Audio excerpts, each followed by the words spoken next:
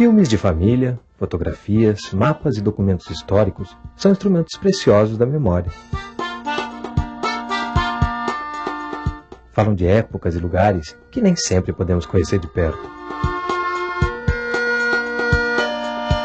Por meio desses registros, identificamos as mudanças que o tempo provoca nas pessoas, paisagens e cidades. São pequenos povoados que se tornam vilas, províncias, metrópoles e, às vezes, capitais importantes. Assim foi com Porto Alegre.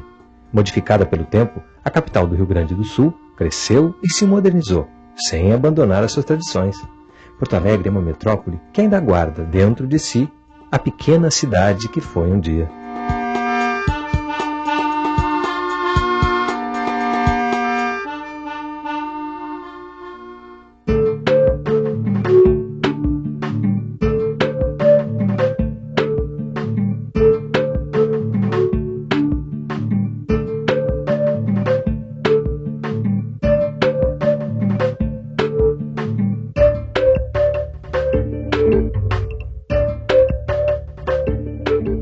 Meu nome é Ana Luísa Azevedo, eu trabalho com cinema já há quase 20 anos. Nasci aqui em Porto Alegre, estudei, fiz faculdade aqui e trabalho aqui. Nós estamos aqui na ponta do gasômetro, né, bem onde a cidade começou. A usina do gasômetro era o que fornecia a energia para a cidade. Com o tempo, quando já a energia não era mais gerada daqui, essa ponta do gasômetro ficou muito abandonada.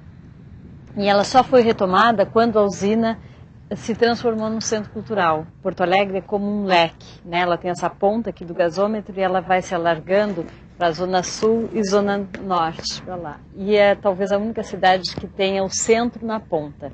Então aqui é a parte mais antiga da cidade.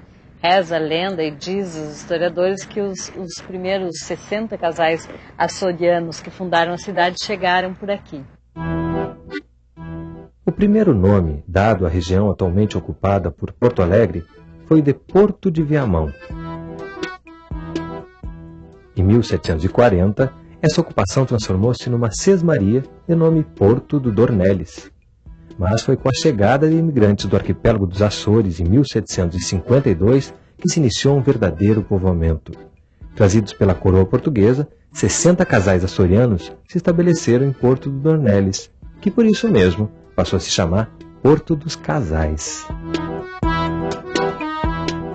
O que hoje é Porto Alegre eram, na verdade, 3 sesmarias que tinham sido doadas para 3 militares. A parte principal de Porto Alegre, do início do povoamento dos açorianos, era a sesmaria do Jerônimo de Ornelas, o que hoje é o Bonfim, o bairro Bonfim, o que hoje é o centro de Porto Alegre. Eles sofreram muito quando chegaram, se estabeleceram na beira do Guaíba também, em choupanas, começaram a tentar levar a vida aqui, se abasteciam muito do rio. Então, os primórdios da fundação da cidade, ela está muito relacionada com o rio.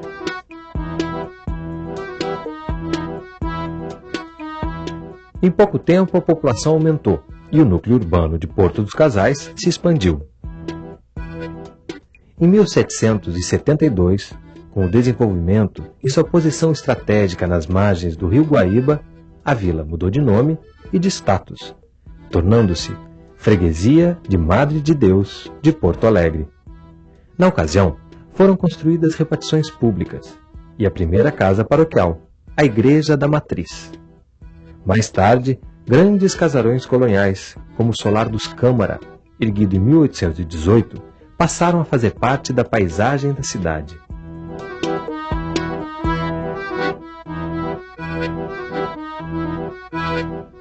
O caminho aberto para esse rápido crescimento, que subia do Guaíba até os altos da praia, foi batizado de Rua da Praia. Desde o início, a rua se firmou como centro comercial da povoação, uma vocação que se intensificou com o passar dos anos. Essa rua que está passando aqui atrás é a Rua dos Andradas. for perguntar para 80% da população de Porto Alegre onde é a Rua dos Andradas, talvez ele não saiba, porque ela é muito mais conhecida como a Rua da Praia. A praia e o rio ficavam logo aqui, só que alguns aterros foram feitos, então o rio se afastou da Rua da Praia e hoje ela não tem praia. Ela vai da ponta do gasômetro, né, da beira do rio, até a Praça Dom Feliciano, onde tem a Santa Casa. Sempre foi uma rua de comércio, uma época atrás era onde estavam os grandes magazines, as grandes lojas, né?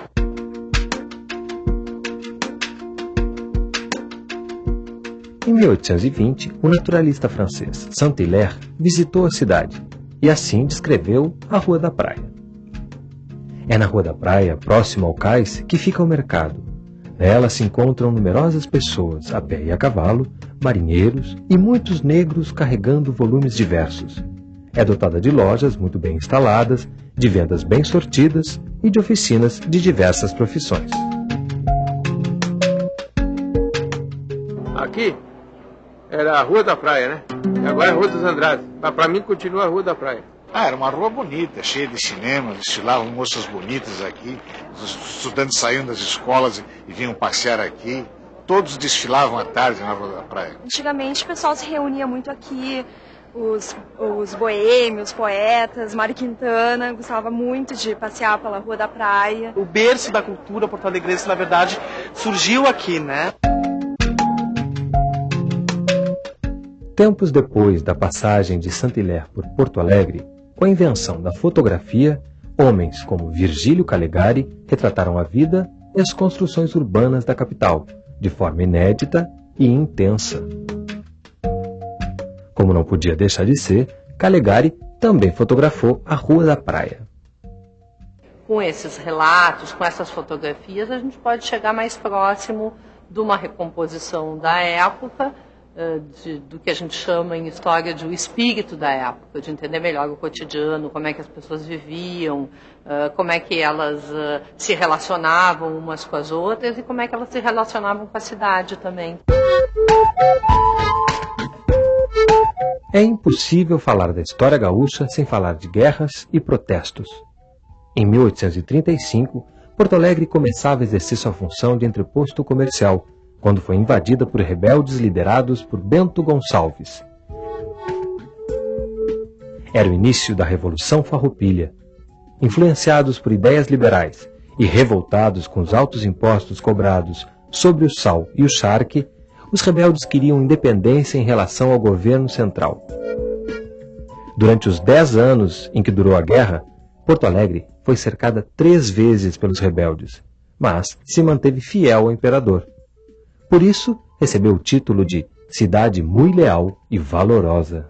Na verdade, essa revolução foi uma revolução dos estancieiros do Rio Grande do Sul contra o governo imperial, que não lhes apoiava economicamente.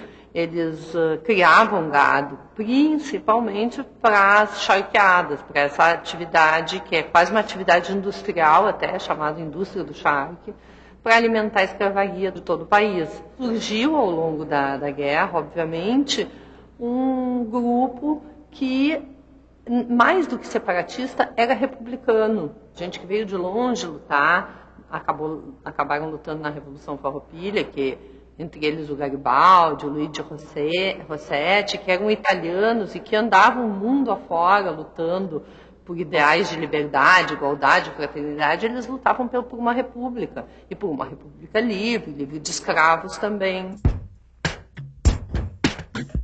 Em 1893, eclodiu outro conflito com ideais separatistas. A Revolução Federalista foi travada entre os republicanos, que defendiam o presidencialismo forte, e os maragatos, defensores da independência do estado do Rio Grande do Sul. A revolta foi marcada por atos de extrema crueldade e se encerrou em 1895, com tumultos na Rua da Praia e a vitória do Partido Republicano. Porto Alegre estava em sintonia com a recém-proclamada República Federativa do Brasil. O Rio Grande do Sul, a cidade de Porto Alegre também tem essa característica, se caracteriza muito pela bipolaridade. temos 2 partidos, 2 times de futebol, e isso é uma característica que vem do período da Revolução de 1893, que foi uma revolução justamente das oposições sul-rio-grandenses contra o monopólio de poder do Júlio de Castilhos, do Partido Republicano Rio-Grandense. Mas, apesar disso, ele vai continuar no poder através do Borges de Medeiros, que vai governar mais de 20 anos o Estado. No período de paz, entre o final do século XIX e o início do século XX, houve grande desenvolvimento urbano e transformações profundas na fisionomia da cidade. Nessa época, a Rua da Praia deixou de ser palco de tiroteios e quebra-quebras e tornou-se ponto de encontro de políticos, estudantes, artistas e intelectuais, que se reuniam em cafés, bares e livrarias. Mas a paz durou pouco.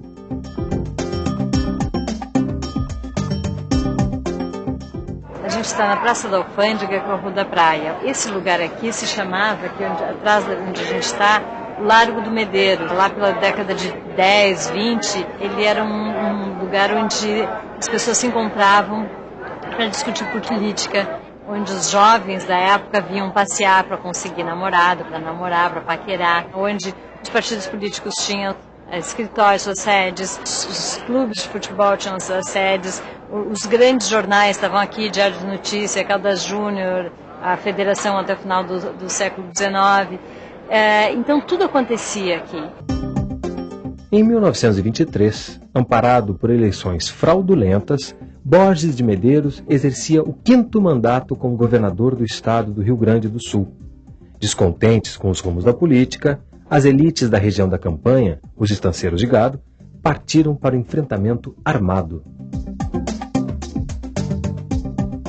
A Revolução de 23 terminou com um pacto entre os chimangos e os maragatos, entre os partidários do partido do Borges de Medeiros, do Partido Republicano Rio-Grandense, e as oposições gaúchas. Nesse pacto, era o Pacto de Pedras Altas, se determinou que o Borges não concorreria ao próximo mandato, em 1925, e que ele indicaria um nome que fosse de consenso entre todos os gaúchos, entre todos os políticos gaúchos.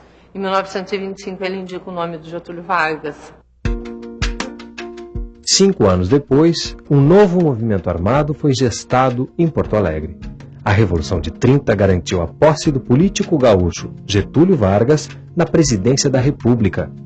Os primeiros tiros da Revolução foram disparados no quartel-general da Rua da Praia.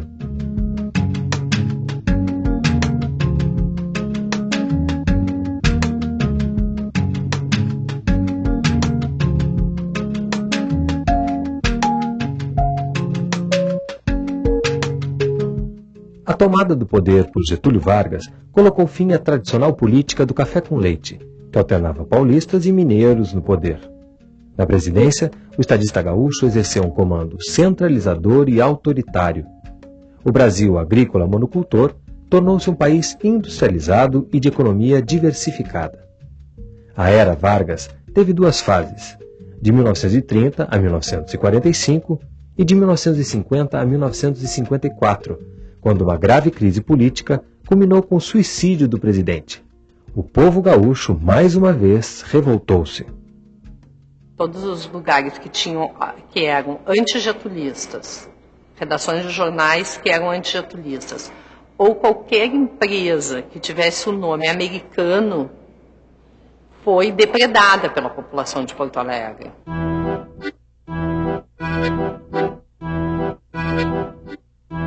A gente está bem na Rua da Praia com a Borges. É uma esquina que hoje se chama a Esquina Democrática, né? Onde tem muitas manifestações, pessoas, desde manifestações individuais, alguém que sobe ali num banquinho e protesta qualquer coisa, como as grandes manifestações durante os períodos eleitorais, ou em 8 de março vem um grupo de mulheres e faz uma manifestação, outro dia especial vem alguém e faz uma grande manifestação.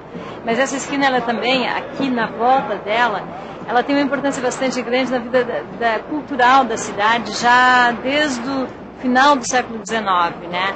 Tem aqui a Livraria do Globo, que teve uma grande importância, não só para a literatura do Rio Grande do Sul, como literatura nacional. A editora Globo, que existe desde 1883, ela editou grandes clássicos da literatura universal. A poucos passos da Rua da Praia fica o Mercado Público de Porto Alegre. Inaugurado em 1869, a construção atendeu às necessidades de um período de grande desenvolvimento do comércio entre a capital e a região das colônias italianas e alemãs. Os imigrantes marcaram para sempre a vida no sul do país.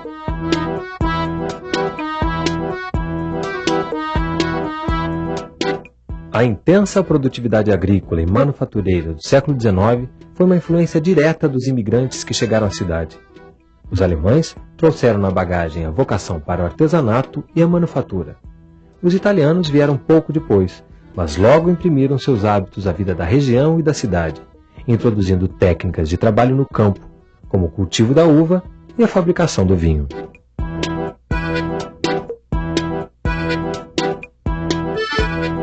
Aqui onde a gente está, que hoje é o mercado público, passava o rio. O rio chegava, aqui ficavam as docas de frutas, verduras, né? Onde chegavam os navios que traziam as pessoas do interior do estado, das colônias italianas, alemãs, que chegavam em Porto Alegre de barco. Tudo era nessa região. Era uma região de abastecimento da cidade e do próprio estado, né? Hoje o mercado ainda tem essa característica. Ele era também assim, onde se encontrava um bom peixe, uma boa carne, especiarias, né? Lojas de religião, lojas de animais, de produtos gaúchos, como comprar erva, granel, enfim, tudo pode encontrar aqui no mercado, né? O Rio Grande do Sul tem uma influência de diversas etnias. O gaúcho, ele é a mistura de tudo isso, né? E ainda do índio, que era quem tomava conta dessas terras, né? O próprio o gaúcho, ele tinha essa mistura do português com o índio, que formava tudo, que estava presente aqui na Argentina e no Uruguai. Mas acho que tem essa coisa do guerreiro, tem um pouco desse estado fronteiriço, né? Por tu estares na fronteira, tu tem que brigar por ela, tu tens que defender a fronteira, até porque era uma função para o próprio Império, né? O Rio Grande do Sul passou a fazer parte do Brasil em 1750. Então, aqui o Brasil não tem 500 anos, aqui ele tem apenas 250. Acho que isso, sem dúvida, que acabou formando um pouco a característica do gaúcho, se é que se pode dizer que o gaúcho tem uma característica, né?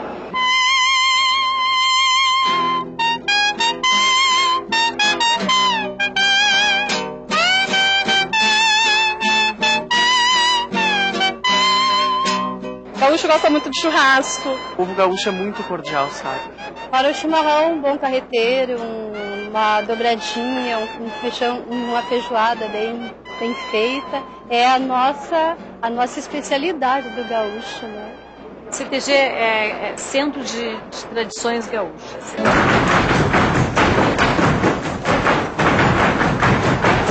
As pessoas foram saindo do campo, vindo para a cidade, pessoas que viviam aquela tradição de serem peões, vêm para a cidade e algumas pessoas sentem a necessidade de cultivar aquelas tradições. Esse comportamento rural, ele acho que ficou entranhado na cultura gaúcha, para marcar a manutenção de uma tradição, que é uma tradição que vem das grandes fazendas. Mas então os gaúchos a pé, quer dizer, que não estão mais a cavalo, esses gaúchos a pé, eles tentam manter nas cidades o mínimo das tradições, que são as danças, as músicas, os modos de se relacionar, de tomar chimarrão. Quando uma pessoa tá alegre, né, a gente costuma dizer que a pessoa tá igual o lambari de sanga, né? Porque o lambari de sanga pula pra lá e pra cá, e quando a pessoa tá alegre, assim também. Mais comprido que puteada de gago. Tiro dado, bugio deitado, né? Tem frio de rengue a Cusco, juntando aí essa ideia de que juntou alemães, italianos, poloneses, judeus, com os seus escravos, com os índios, com os açorianos que já viviam aqui, essa ideia ela se concretiza, meio que se concretiza no século XXI para resolver e tentar um outro mundo possível. Terra de açorianos, alemães, italianos e principalmente de um tipo brasileiro muito especial, o gaúcho. Terra de muitas manifestações culturais e destacada vida literária, com seus importantes escritores, museus, bibliotecas e livrarias. Uma cidade ao mesmo tempo provinciana e cosmopolita, de tradições e inovações. Uma capital pródiga em arranha-céus, mas ainda marcada pelas tradições gaúchas mais típicas. Uma cidade jovem, mas com muitas histórias para contar. Bom estado em Porto Alegre.